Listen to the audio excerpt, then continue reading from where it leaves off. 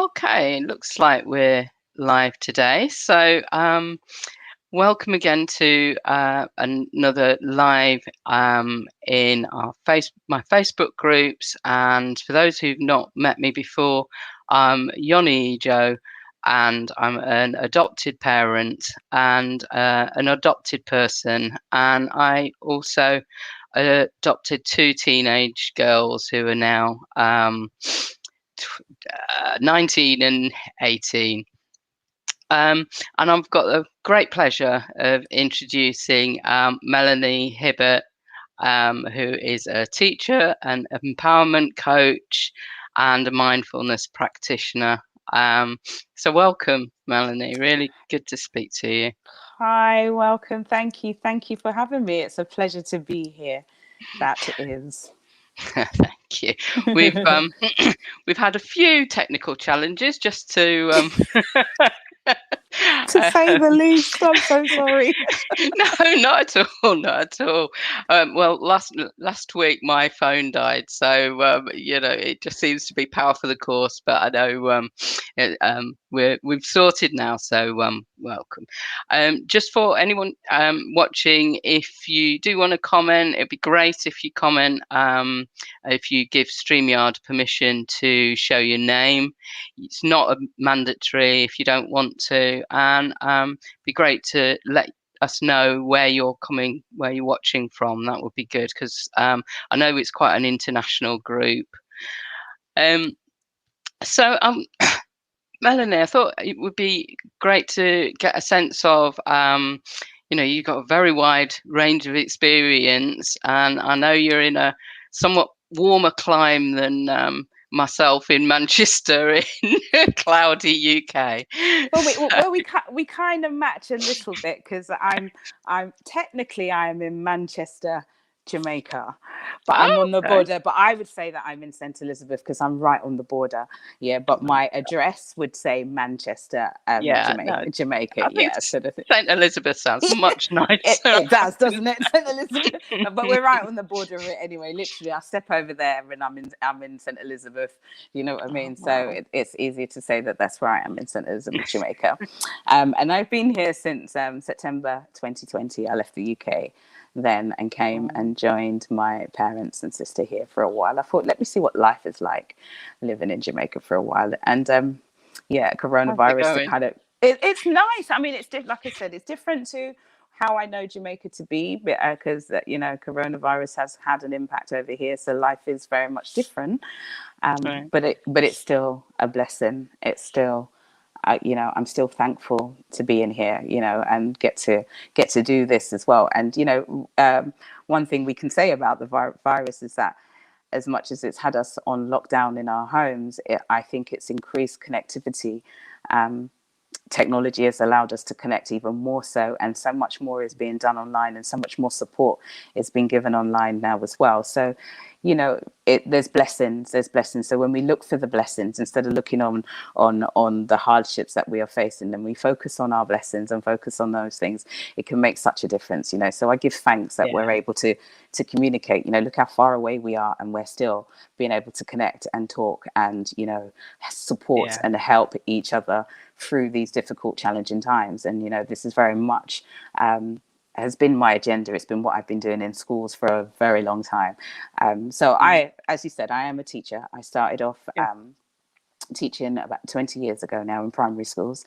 And through my course of teaching, and also having my own child as well, I went on my own. The stress levels at schools was really kind of, I don't know, any job probably would have a lot of stress in that sense. But for my own personal journey, in raising my daughter and trying to work full time and do all of those things and teach and raise other people's children, because as a teacher, that's what we do. We're not just teachers. We're mothers, we're social workers, we're nurses, we're everything to these children in our class at times, and it goes beyond just the teaching, just the ABCs of teaching kind of thing. And it's a very stressful, it can be incredibly stressful job. So I went through my own personal self-development and started learning about the mindfulness practicing mindfulness for myself, and then I did my life coaching diploma and stuff, and all of these things was for me to empower myself to get through, to be the best version of myself, so that I could then lead by example for my daughter and show her how, because we can teach, we can say things, but it's in our doing. We are our children's first and continuous teachers.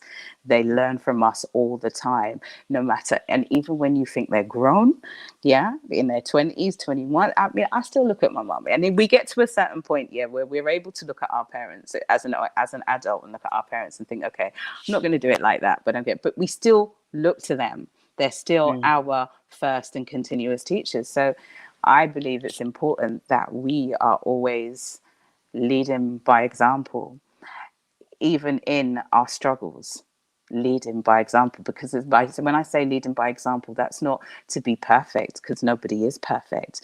In that sense, it's to show them ways of, even in our struggles, that we show how we can overcome them. We acknowledge our thingies. We can say sorry. We can learn from our mistakes. It's that learning curve. We can move on, and it's that, because they learn how we overcome. They learn that too from us. They watch us when we face our challenges, and they watch what we do and how we do, and if we do, and if we drop, and if we don't get back up. They watch all of those things and they learn from that. So for me, it's very important that as parents, as foster carers, as adopters, as anybody that is looking after children, that we recognize the power and the influence that we have as a human being to them. So it's important that we look after ourselves, and we in that sense, do you know what I mean, that we be the best version of ourselves to enable them to be the best version of themselves. I So totally agree. Actually, we, myself and a colleague, Keely Craw, who's a play therapist, we have just finished a course using play as a way of building relationships between the adopters and their children. And we were having exactly the same conversation, because I think there's a lot of pressure on adopters and foster carers to be perfect parents, and social workers sometimes expect them to almost be mini therapists within their own households. And it's so unfair. It's very unfair, and it's unrealistic. absolutely. So I totally agree that, Absolutely. That, and I don't think that does anybody any favors. I believe that mindset sets people up for failure. In that sense, there's an element of where we then start to hide things, where we all try to and feel embarrassed about things, and then shrink even further.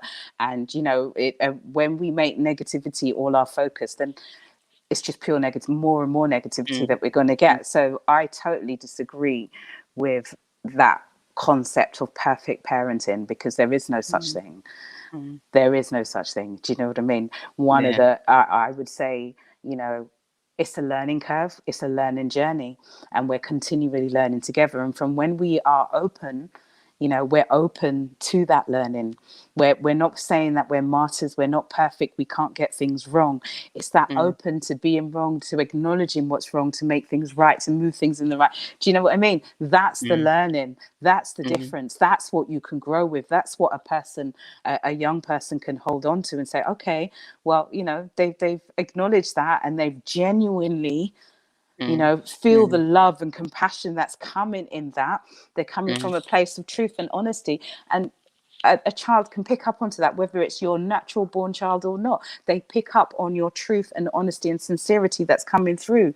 They pick up on your essence. So it's important that that we stand in the strength of who we are. We recognize our weaknesses, we acknowledge them, because that's what makes us better.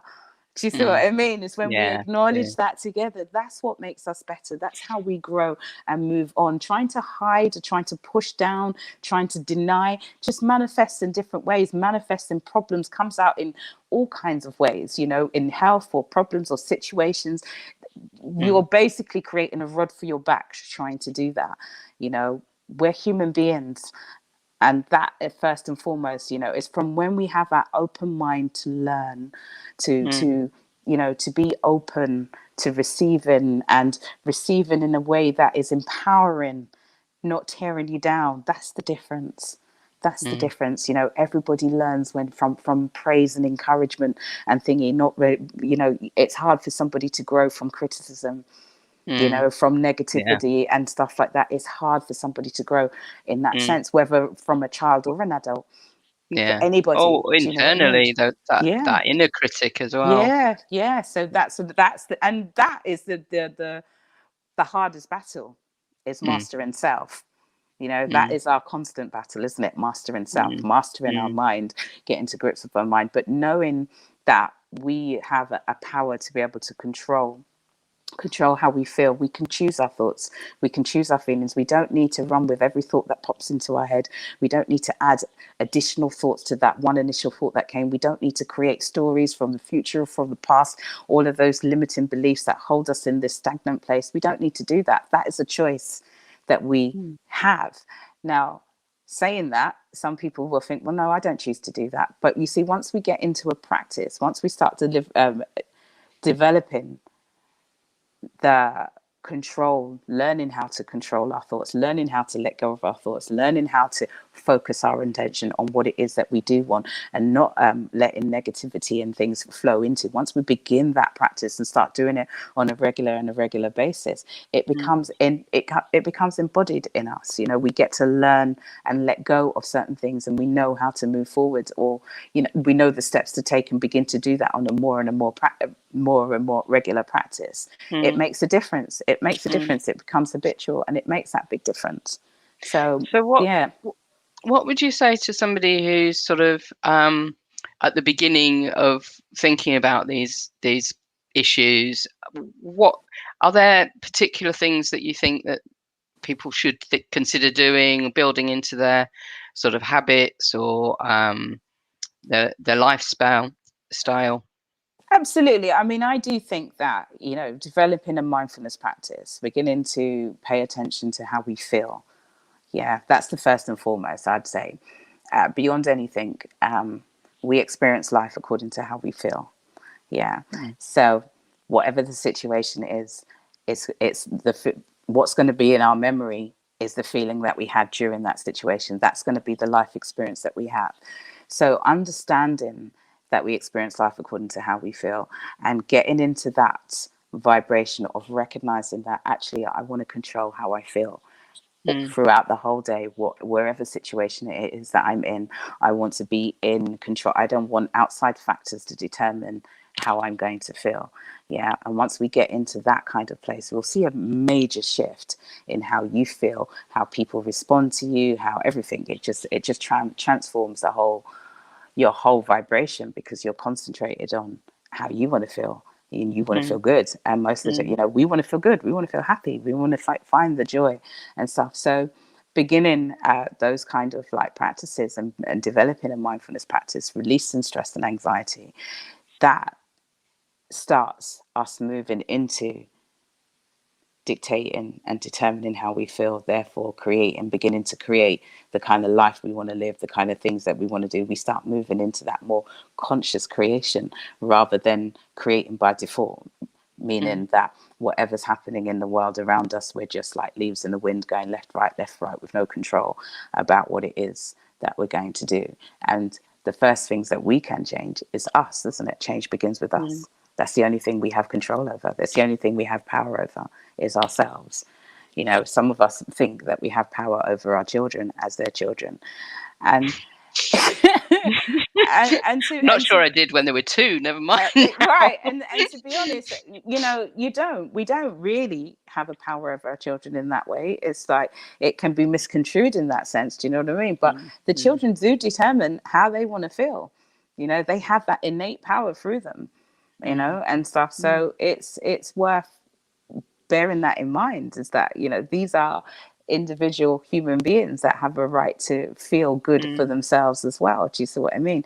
And it's our jobs as parents to nurture and raise them and guide them in the right way. And basically the way that I say is, you know, from when we prepare fertile soil, nutrient rich, indensed, soil, that room, and you plant that seed, which is your child, in Mm. that soil, and you nurture, and you provide it the water and the light, and you nurture, and you allow it to grow into its natural blossom. Yeah, we're not sculpting it or shaping it or being the carpenter on it in that sense, molding it. That what we're doing is we're providing that fertile soil for them to grow into their natural full blossom, whatever that's going to be. Mm. And that's what I Mm. think that we need to do more than anything. And in that doing that, we empower them to be that true Mm. magnificent blossom that they're entitled to be, which Mm. everyone has, which everybody has in them, just like every seed has Mm. within it the power to be that awesome tree. Remember, from a Mm. seed, it's within that Mm. seed. Yeah. And if we can imagine that with everything that tree needs is within that little seed when it's planted, everything our child needs, everything we need is within us. Mm. It's within us, so it's learning to find that within us, to recognize that we're just like that seed, and we Mm. have everything within us to be in our magnificent natural bloom. And I started to learn that in my journey of self-development, and it got to a point of like where I need to teach this to my children. I need my children to understand the power that they have in creating the lives that they want. Mm. And so yeah, so that's kind of like how I've developed into. I wrote a book for the children, empowering children to discover their genius, to help parents to work with their Wow. children and stuff, and I was doing a lot of these type of things. But now we've got to the point of where I'm only one teacher and I can only reach a certain number of children. But however, if I can empower the parents, if I can Mm. empower you guys to know how magnificent you are, to know how your magnificence bed flows down to your child's magnificence, to know that you are the person behind that, how your child is going to grow, the difference that would make is astounding. So that's what I'm doing in the first instance. Mm. I'm helping parents to, first of all, release their stress and anxiety. Mhm. There's a lot going on right now, so to release all of that, and then to recognize their own power within themselves, and then to teach it to their children, to do the same for their children, so that they can both grow in that way together, Mm. in that sense. So that's a lot of what, that's kind of like, and that's what I would encourage all of you guys out there, even, as your foster children or your adopted children, in that sense, help for whatever period that you have them for. Mm. Plant those seeds of magnificence within them, and you plant those seeds of magnificence within them by planting it within yourself. Mm. Yeah. I think a lot people who maybe haven't come across mindfulness Mm-hmm. a lot often think, well, it means that I've got to be perfect all the time and I've got to be calm all the time. But I suppose the thing that I'm learning, and I'm fairly new to thinking about it in greater depth, is Mm-hmm. that what you're trying to do is sort of bring yourself back into a positive state of mind. And yes, there will be times when it's difficult, but then you've got that central core, like you say, of positivity and optimism and self-worth, I suppose. Yeah. Self-worth, self-value, self-esteem. Mindfulness is about paying attention to the present moment, to here Mm. and now. Okay, to what's going on right now in this moment. What you will find, okay, I want to do a quick exercise with you guys, okay? So anyone's listening. So what you'll find is that when we get stressed or anxious or worried, we're not here in the present moment. Our thoughts Mm. have either gone to the past or to the future. We're ruminating on something that's already happened, or we're imagining something that's going to happen. Okay, but it's not here or right Mm. now. And the difference is, okay, so imagine now you're worrying about something, and you're worrying about it in the worst way possible. Yeah, you're thinking about all of the deadly, horrible things that's going to happen, and the impact of all of that kind of stuff. And that's what you're thinking about, right? So you're not here right now in this present moment, but you're feeling all of those thoughts in your body. You're feeling it in your body, right? Mm. Yeah. So just take for a moment, just for a second, close your eyes and take something you're worrying about. Yeah. And think about it in its fullest. that you're worrying about,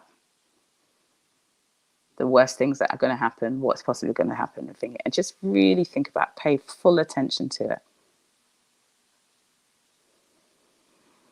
And then as you're thinking about it, just notice how that feels in your body.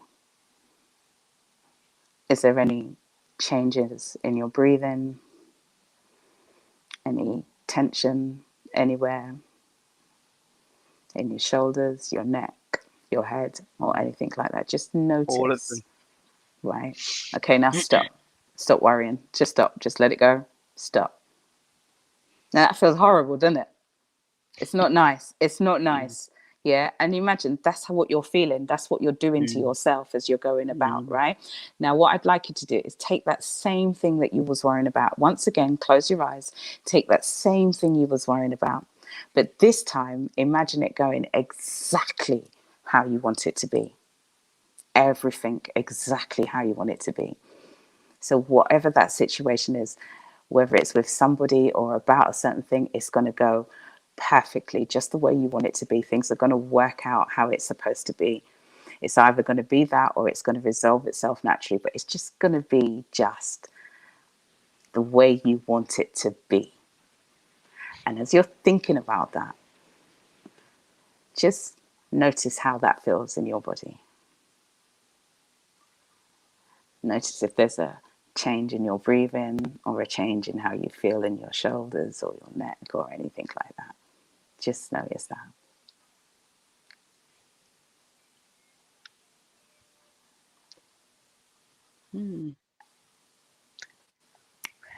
Okay, and I'll just come back quickly. Now, how did that feel?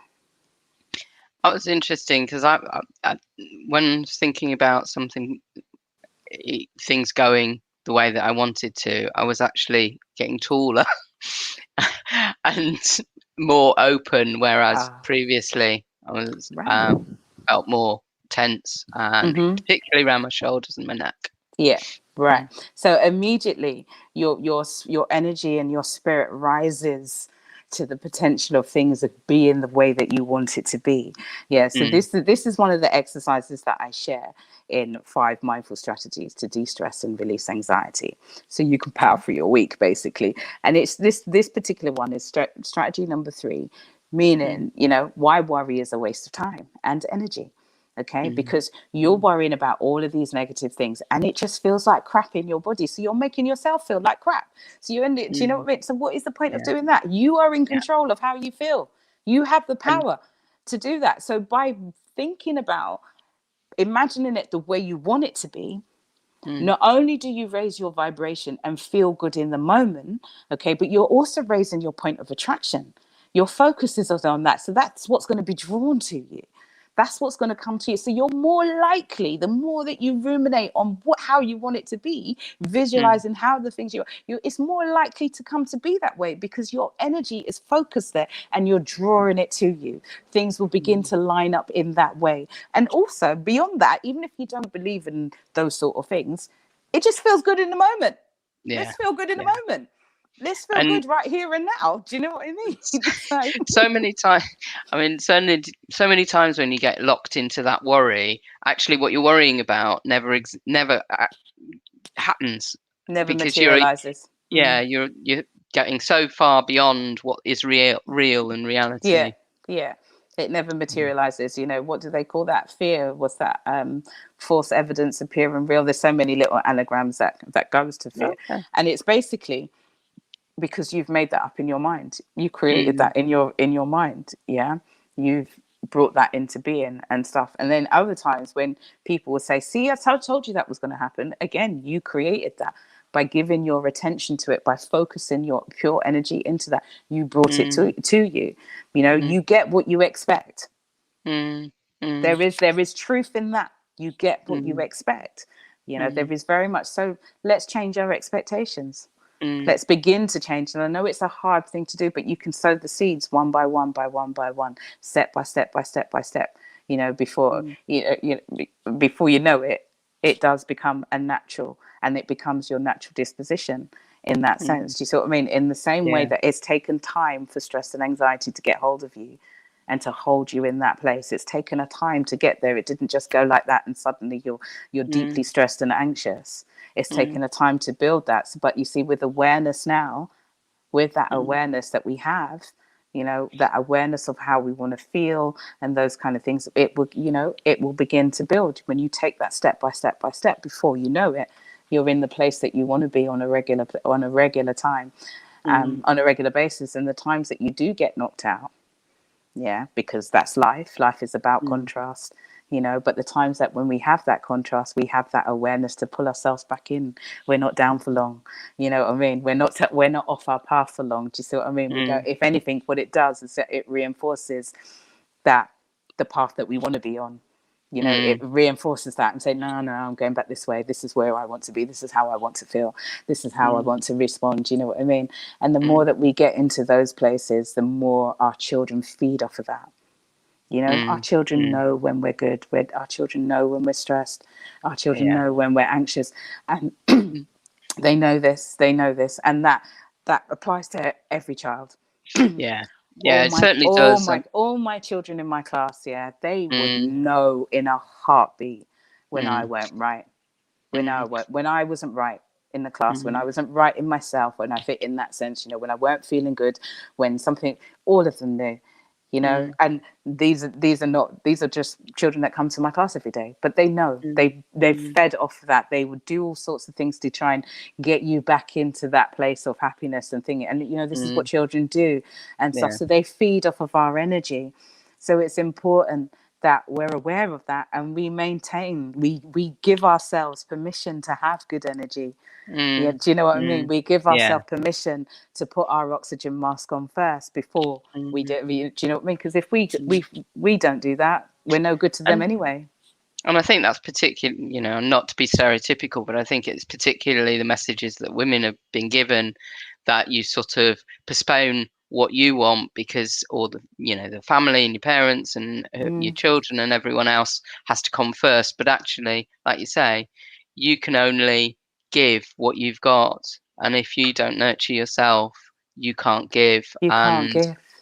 then you end up relying on your sort of less informed, less considered responses And to yeah, situations. yeah. And then what are you teaching your children?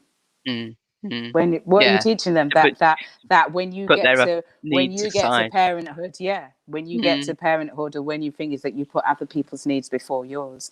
Do you mm, know what I mean? That yeah, do you see what I mean? And so yeah. we have to think about this. Sometimes we think we're doing the right Mm, by them, but in actual fact, what we're doing is disabling them. mm, The times that mm, we think that we're assisting them and helping them and that kind of thing, but what we're actually doing is disabling them. mm, So mm, it's important that we recognize these things, and that we show them that it's not selfishness. mm, That's not what it's about. Yes, it may appear that we're being selfish, but it's not selfishness. It's getting us into a place of strength to enable you, to help mm, you be that. Do you see what I mean? Without us, if we're depleted, we can't do anything for you.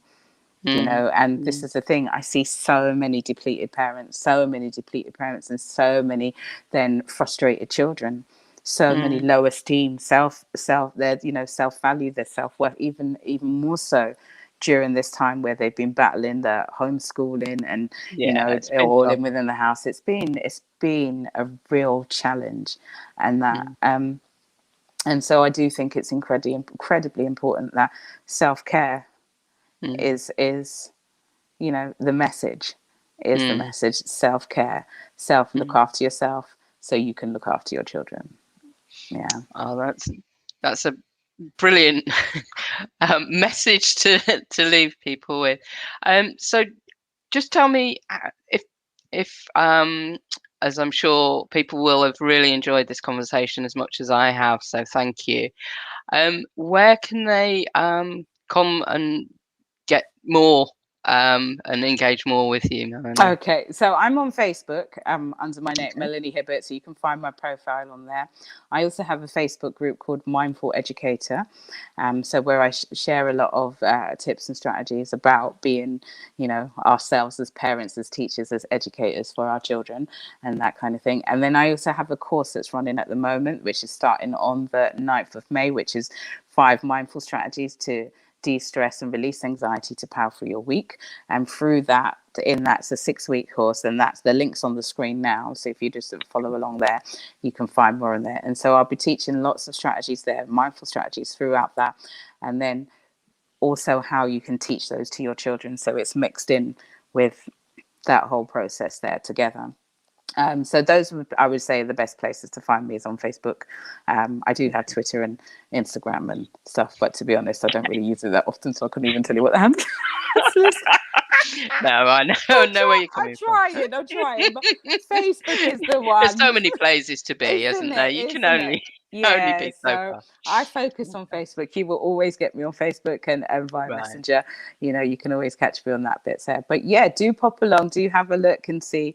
I've got so much more to share with people, and my goal is to empower as many parents as possible to enable them to empower their children, because that's the key. If we can empower a generation to create the lives that they want, to know that they are powerful beyond their own thought concepts, you can imagine what that generation is going to be like, you know what I mean? Ah, And for us to amazing. do that, it's as parents, we all need to be on that wavelength together kind of thing. So yeah, do pop along and have a look and see, and reach out to me, and anybody wants any further questions or stuff, that's fine.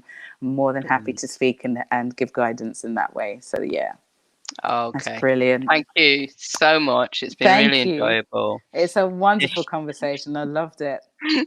Thank you. Take care. Take care. See you Blessings, again. everybody. Bye bye. Bye.